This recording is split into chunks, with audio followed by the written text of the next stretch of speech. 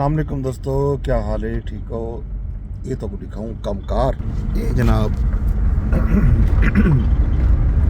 कम नारे दरीवार है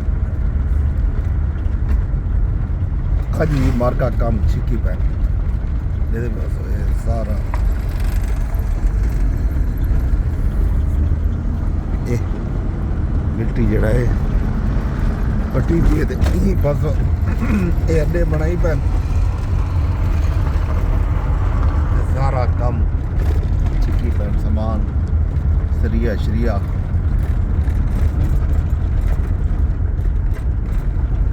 ये सारा सरिया है पे उन्हें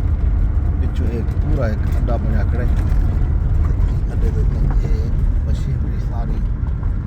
रखी पैन दे नाल इत्थे कम कार थीना पे ये सामने एलर्जी सेंटर दे नाल जेड़ी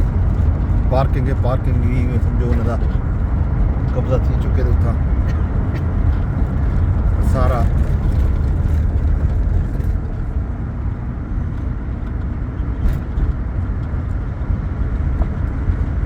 कंस्ट्रक्शन का सामान रखी पैन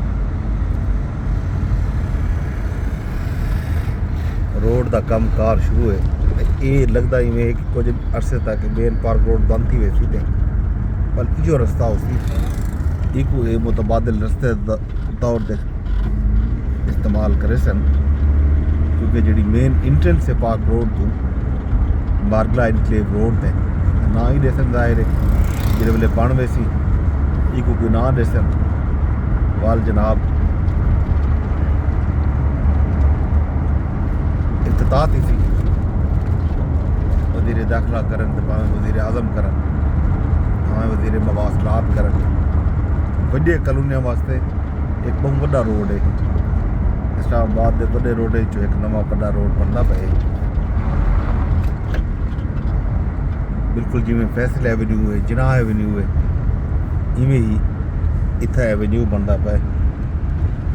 8 होया रोड उसी 4 एक तरफ तो 4 दूसरी तरफ ये सामने जा आ गई इतना बढ़नी है इंट्रेंस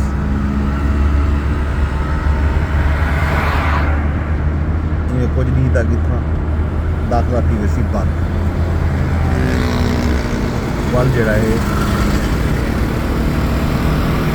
मुतबादिल राह कितने परसेंट दरामड़ी बनने वास्ते